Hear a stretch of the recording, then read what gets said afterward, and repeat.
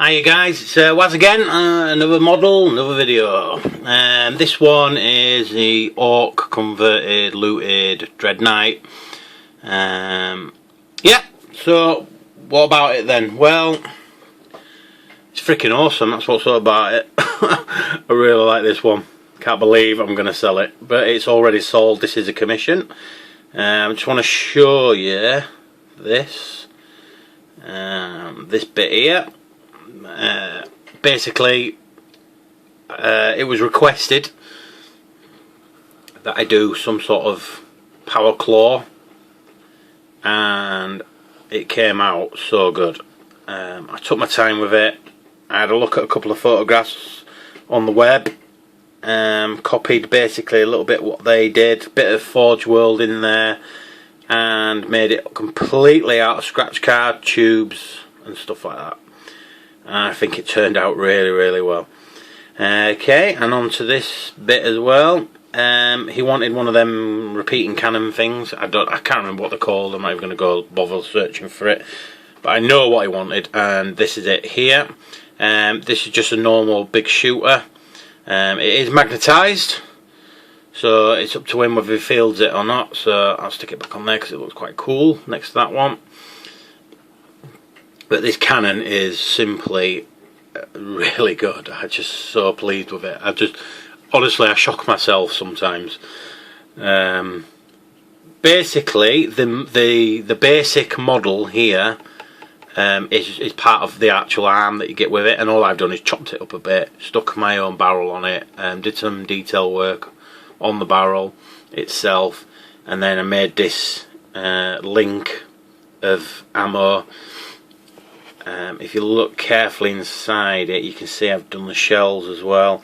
I rounded off some solid pipe work and stuck them inside, glued them down, and then just linked them all up. It's strong as anything, because what I don't use is super glue. I use plastic glue, and plastic glue, what it does is basically welds it together, and if you've got strong enough plastic, it should stick fairly well, and that there does. So anyway, on with the model.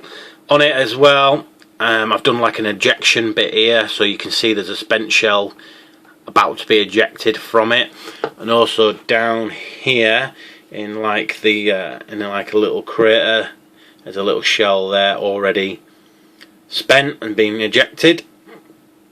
So it's just, honestly, I surprise myself on how good sometimes I do these things, and why I do the videos is to show you, and hopefully for you guys to go out there who are better than me and copy my ideas, and there you go. Right, so then the guy who's driving it, then he looks awesome. What I've done, his arms, I've positioned his arms in such a way that it sort of semi-resembles the arms here, because don't forget he's driving it.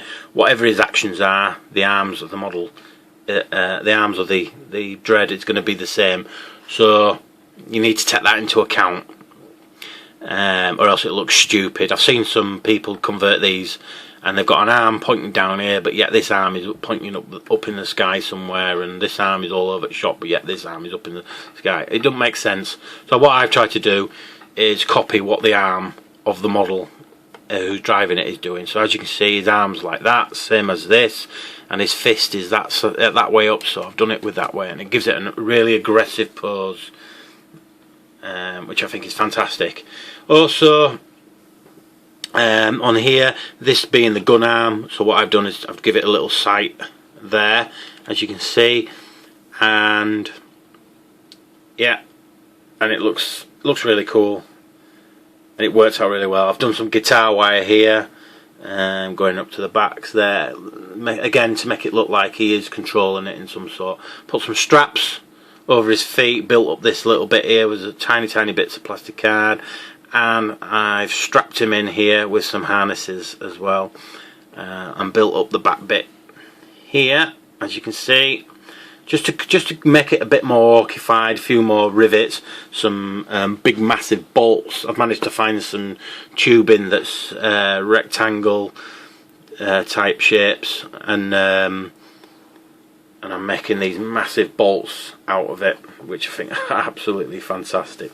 Put some extra armour on the legs, as you can see there, and on the sides some of these from the truck models, I think they're from, or something or other.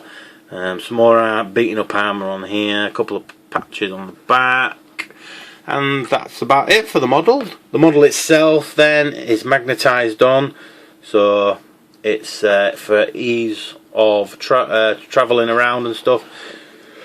The client, hark at me, the client, the guy who commissioned this wanted it to be easily travelled. Okay, so the base then, well, the base again, it's quite quite elaborate actually. I've gone to town on this one, but I wanted it to look really, really good. I really wanted him to, you know, repeat custom, I think they call it, and I went to town a little bit on the base. This isn't solid, by the way, it's a little trick.